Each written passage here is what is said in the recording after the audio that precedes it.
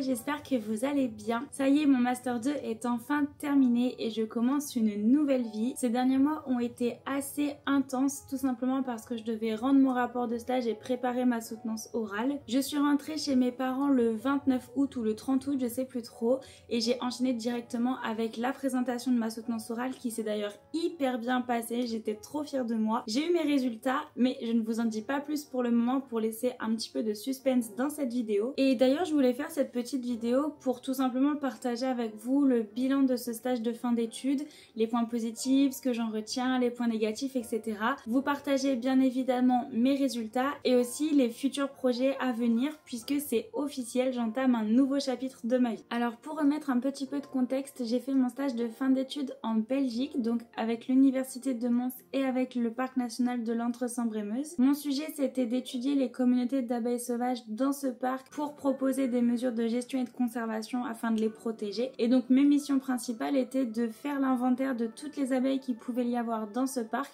afin de proposer au parc national des mesures de gestion, de conservation pour protéger ces espèces en fonction des différents habitats étudiés. Pour commencer ce petit bilan, on va d'abord se focaliser sur ce que j'ai appris et là en l'occurrence sur les compétences plutôt professionnelles. Moi ce que j'ai le plus appris actuellement c'est vraiment la reconnaissance des espèces d'abeilles et des différentes plantes. Vraiment quand je suis arrivée dans ce stage je n'y connaissais absolument rien. Je pensais que les abeilles c'était juste les petites abeilles domestiques qu'on voyait et il n'y en avait pas d'autres. Au final je me suis rendu compte que les bourdons faisaient partie des abeilles sauvages, qu'il y avait des toutes petites abeilles microscopiques comme ça qui en faisaient partie aussi. Donc ça c'était vraiment hyper intéressant et aussi au niveau de la flore parce que j'étais vraiment une quiche en flore. C'était vraiment la bête noire de mes compétences et là le fait d'aller sur le terrain, de devoir relever à chaque fois les différentes fleurs qu'il y avait autour de nous pour voir si l'abeille elle est dessus ou non. Bon, au final j'ai appris pas mal de choses là-dessus et ça c'est vraiment la compétence que je retiens le plus de ce stage. La deuxième compétence professionnelle je dirais que c'est le fait d'essayer des nouvelles méthodes statistiques comme les indices de Hill, les courbes d'accumulation, les tests de permutation, etc. Quand on est en licence, ou enfin plutôt quand on est à la fac, on nous propose des tests stats qu'on va utiliser le plus souvent, comme les tests de Key2, les tests de Fisher, etc. Je rentre pas trop dans les détails parce que je suis pas là pour vous faire un cours de statistiques, mais on voit vraiment les bases et le fait d'aller en stage, on va apprendre plein de choses, on va pouvoir approfondir plein de choses. Par exemple, un truc tout bête, mais en biologie, on utilise beaucoup des indices de diversité comme Shannon ou Simpson et quand on en a parlé avec nos tuteurs, ils nous ont dit non, essayez plutôt Hill parce que ça va un petit peu plus loin, ça prend en compte plein d'autres trucs. Donc c'est plus intéressant et plus appuyé ou du moins c'est plus adéquat avec votre sujet. Donc vraiment le fait d'aller en stage, ça nous permet déjà d'appliquer les bases de ce qu'on voit en statistique parce que bon, c'est bien de faire des exercices mais quand on n'a pas vraiment de sujet derrière, on se dit ça sert à rien quoi. Donc le fait d'avoir un sujet et d'appliquer ces bases déjà, c'est déjà incroyable. Mais le fait d'apprendre de nouvelles choses, etc. qui vont nous servir encore plus après, c'est le top quoi. Ensuite je dirais que c'est le fait de réussir à synthétiser les informations, même si j'ai eu beaucoup de mal, il faut l'avouer. Je suis quelqu'un qui adore parler, qui adore expliquer les choses en détail, en profondeur, sauf que notre rapport de stage devait faire que 26 pages, bibliographie, résumé et pages de garde comprises. Donc vous vous doutez bien que c'était très restreint en termes de place. Au début j'avais beaucoup de mal, je notais tout ce qui me passait par la tête et j'étais en mode ça va le faire. Sauf que vers la fin de mon rapport de stage, je me suis rendu compte que j'avais littéralement 46 pages. Il y a quand même un peu 20 pages d'écart, faut l'avouer aussi.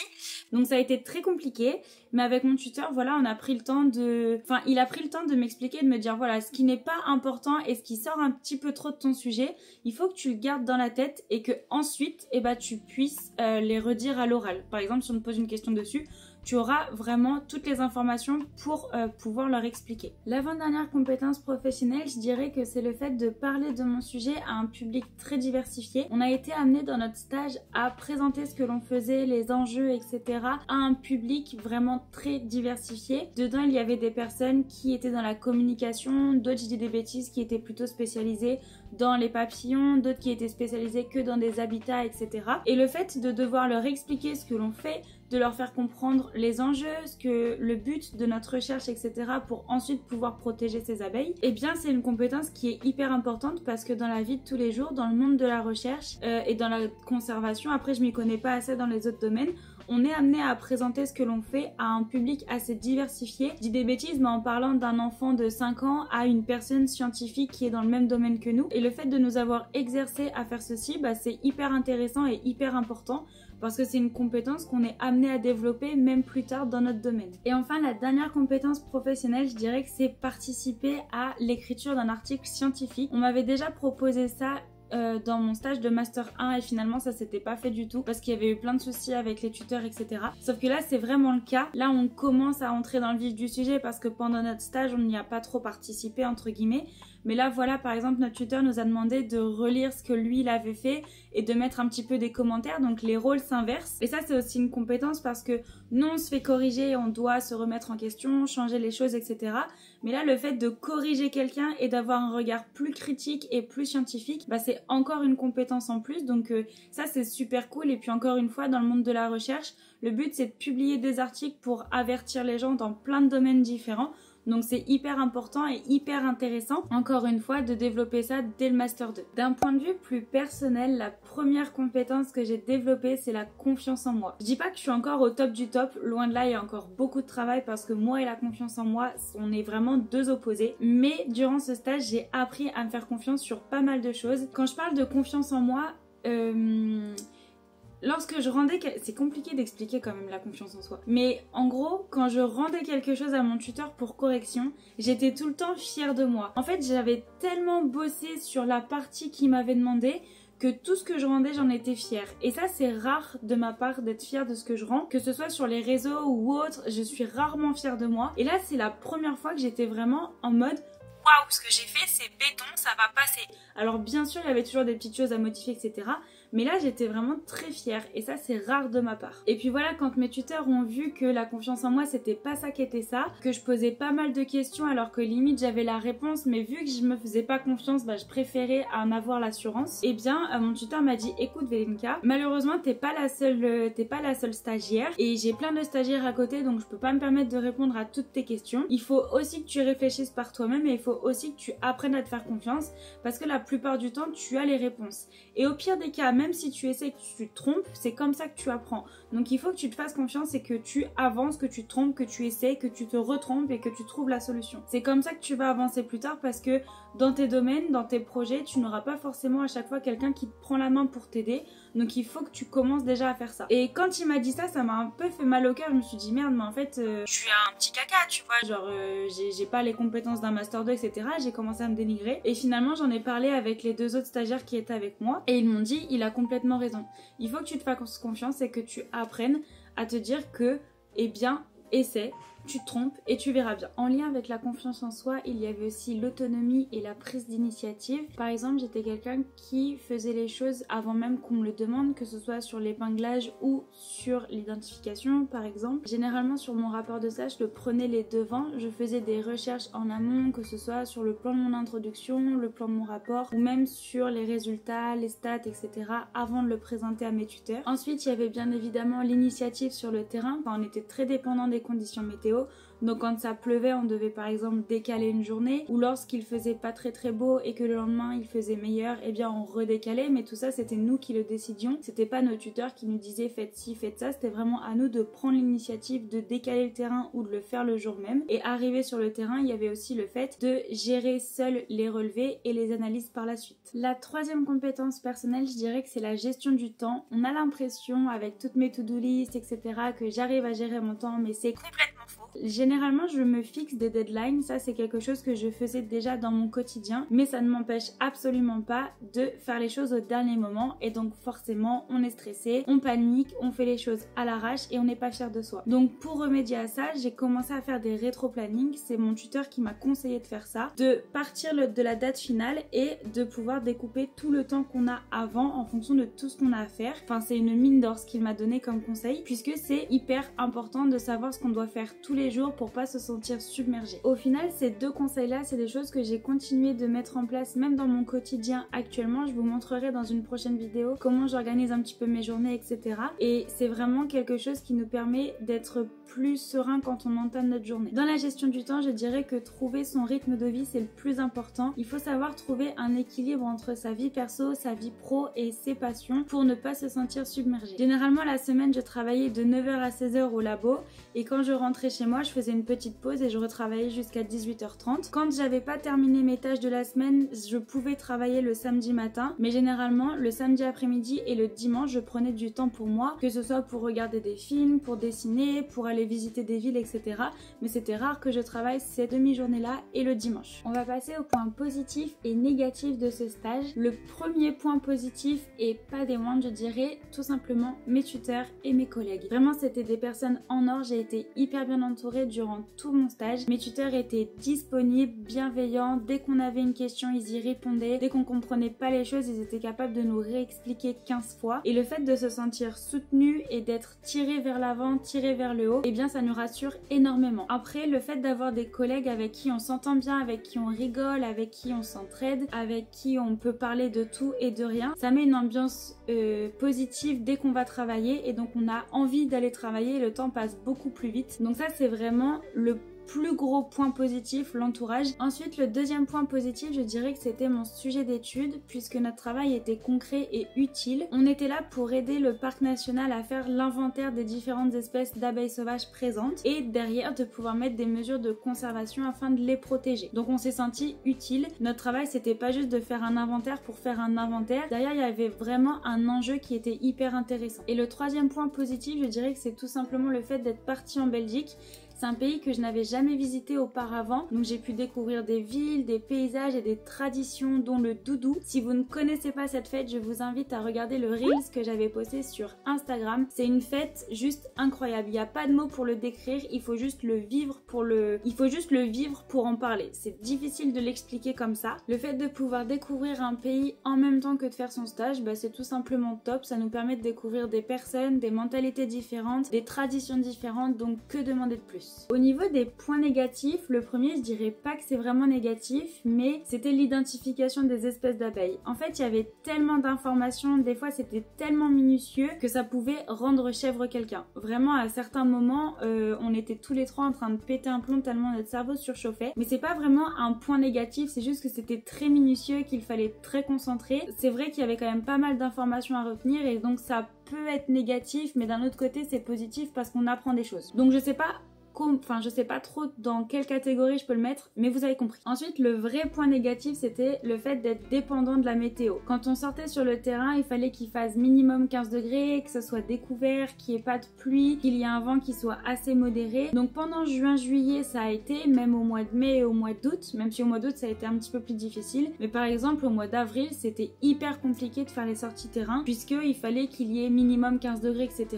Et sauf que les 15 degrés, on les avait pas dès 9h du matin, comme au mois de juillet, on les avait vers 13-14 heures et donc c'était super compliqué de pouvoir tout gérer. Et enfin, le dernier point négatif, je dirais que c'est la solitude, mais là c'est pas vraiment en lien avec mon stage, je dirais plus que c'est lorsque je rentrais chez moi, donc dans le Airbnb dans lequel j'étais. Dans le tout premier logement où j'étais, j'avais des colocs qui étaient incroyables et dans mon deuxième logement, ça a été un petit peu plus compliqué. J'ai eu un peu plus de mal à me familiariser avec leurs habitudes, c'était très compliqué. Et le fait d'être loin de ma famille, je me sentais un petit peu seule, mais c'est pas vraiment en lien avec le stage, je dirais plus que c'est avec le à côté. Mais voilà, ça fait quand même partie de mon expérience de stage. Bon, maintenant que j'ai fait ce petit bilan de stage, je vais prendre une petite pause lecture parce qu'il faut quand même que j'avance dans ma journée et je vous reprends juste après.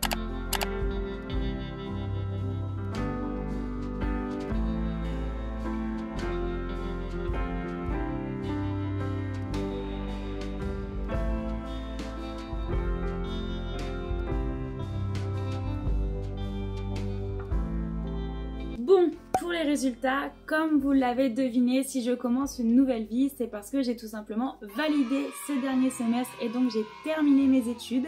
J'ai eu mes résultats, on est quel jour aujourd'hui ? Mardi. J'ai eu mes résultats jeudi dernier et effectivement j'ai validé mon semestre avec 14,5 je crois. À l'écrit j'ai eu 14,25 et à l'oral j'ai eu 14,66. Donc c'est des notes qui me correspondent et qui me vont mais plus. Je m'attendais un petit peu à moins à l'oral parce que au niveau des réponses etc pour les questions j'étais un petit peu bancale, des fois je savais pas trop comment expliquer les choses. Donc au final je suis très contente des notes que j'ai, je suis très fière de ce que j'ai fait. Alors quand je suis entrée dans ma soutenance j'étais très en stress parce que on sait jamais comment ça va se passer et comme je vous le disais le fait d'expliquer les choses ça va mais la partie question c'est vraiment mon point noir là-dessus. Et au final quand j'ai vu que ça s'était plutôt bien passé même si parfois mes réponses étaient bancales, et bien quand je suis sortie j'étais fière de moi et encore une fois c'est la première fois que ça m'arrive de sortir et d'être contente de ce que j'ai fait. Donc mes notes ne me confortent que dans la fierté d'avoir réussi cette dernière épreuve. Et donc à la suite de ces résultats, je me suis dit que vous partagez quelques conseils que moi j'aurais voulu avoir avant, ça pourrait vous aider. Je sais pas si c'était très français ce que je viens de vous raconter, mais vous avez compris. La première chose, c'est de tester quelque chose qui nous intrigue, un domaine qui nous intrigue, ou alors d'élargir ses plans. Par exemple, moi au début, il était hors de question que je fasse un stage en entomologie, je venais pas du tout en entendre parler. Et si j'étais restée dans cette mentalité de me restreindre, et bien au final je n'aurais pas vécu ce stage et j'aurais pas vécu cette expérience hors du commun. Donc du coup je vous conseille vraiment d'élargir vos plans à certains moments. Si vous trouvez d'ores et déjà un stage dans votre domaine, foncez. Mais si vous galérez, que vous avez beaucoup de refus, n'hésitez pas à élargir vos plans parce que ça peut vous faire découvrir un domaine où vous ne pensiez pas être un minimum intéressé. Moi les abeilles j'ai surkiffé, vraiment je me suis éclatée, j'ai jamais autant kiffé un stage de ma vie, alors que pourtant le stage d'avant c'était plus dans mon domaine, plus avec les oiseaux etc. et je me suis un petit peu fait chier, soyons honnêtes. Donc là vraiment j'ai découvert plein de choses, donc je ne regrette pas d'avoir élargi mes plans à ce niveau là. Le deuxième conseil, mais je pense que vous en avez déjà entendu parler 1000 fois, c'est de ne pas avoir peur de poser des questions à vos tuteurs. Ça vous permet d'apprendre plus vite et il n'y a aucune question bête, la seule question bête c'est celle qui n'est pas posée. Alors certes parfois il faut réfléchir un minimum comme gérer mon tuteur, mais il ne faut pas avoir peur de leur poser des questions sur votre sujet, sur vos peurs, sur vos craintes, sur ce que vous voulez faire plus tard. Là je sais que je vais pas tarder à les appeler pour leur poser des questions par rapport à une thèse etc.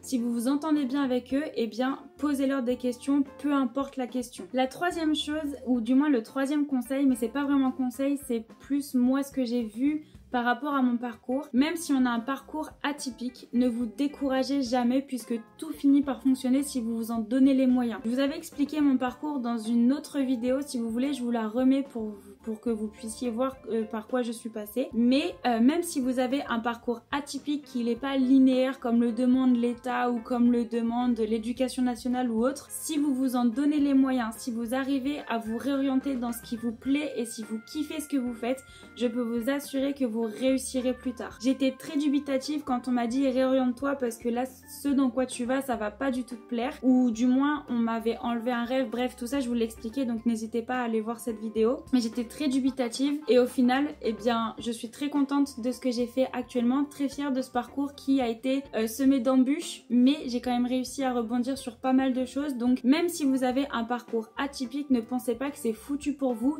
tout est possible, donnez-vous juste les moyens de réussir. Et enfin le dernier conseil c'est de ne pas se comparer aux autres pour la suite et de se focaliser sur soi-même. Après les études, il y a beaucoup de personnes qui vont soit trouver un travail directement ou alors il y en a qui vont faire une petite année de césure. Bref, peu importe. Toutes les personnes qui finissent leurs études vont ensuite emprunter des chemins différents. Et il ne faut pas vous comparer aux autres parce que vos envies sont différentes, parce que vous avez envie de vivre autre chose. Et c'est pas parce que vous faites pas comme tout le monde que vous faites n'importe quoi. Moi par exemple, je vais vous expliquer après, je vois pas mal de personnes, dont mon chéri qui a déjà trouvé un travail. Certes, ça met une petite pression parce qu'on se dit mince, moi j'ai fini mes études et j'en suis pas là. Mais il ne faut pas se comparer. Chacun a son parcours, chacun a sa vie et ses envies et il faut vraiment se focaliser sur soi-même et ses envies. C'est à ce moment-là qu'il faut vous poser des questions et vous dire qu'est-ce que maintenant je veux faire pour continuer sur cette belle lancée et pour continuer d'aimer sa propre vie.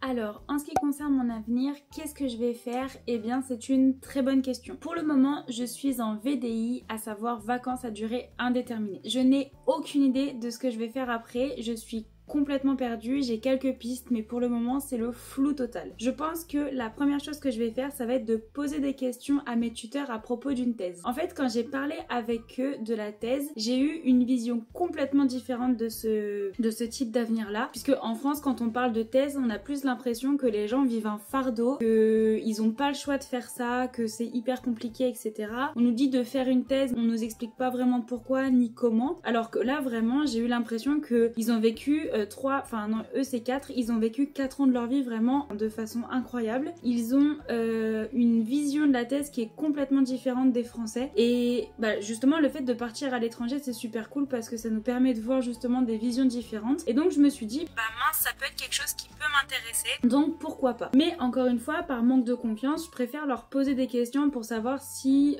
pour eux je suis capable de faire une thèse, si j'ai les épaules, les compétences etc pour réussir. Donc je vais attendre que le dernier stagiaire passe sa soutenance et ensuite je pense que je les appellerai en visio pour pouvoir leur poser toutes les questions et ensuite pour me dire ok est-ce que c'est fait pour moi, est-ce que j'ai vraiment envie d'en faire une parce que c'est quand même 4 ans ou 3 ans de notre vie donc ce n'est pas rien, c'est pas juste je vais me lancer là-dedans et on verra bien, c'est vraiment un projet. Donc je vais d'abord poser le pour et le contre et également leur poser des questions avant de savoir ce que je vais faire là-dessus et en fonction de ce qu'ils me diront je ferai des recherches de thèse ou alors de CDD. Dans tous les cas je pense que je vais rechercher des CDD parce qu'une thèse on n'est pas sûr de l'avoir directement après notre sortie de master, donc je vais dans tous les cas rechercher des CDD et des thèses si pour eux j'ai les épaules pour en faire une. Et pourquoi un CDD plutôt qu'un CDI? Parce que pour moi CDI ça veut dire s'engager dans quelque chose sur une durée indéterminée et je me sens pas capable ou je me sens pas apte à faire ça directement après mon master. J'ai besoin de découvrir mon domaine puisque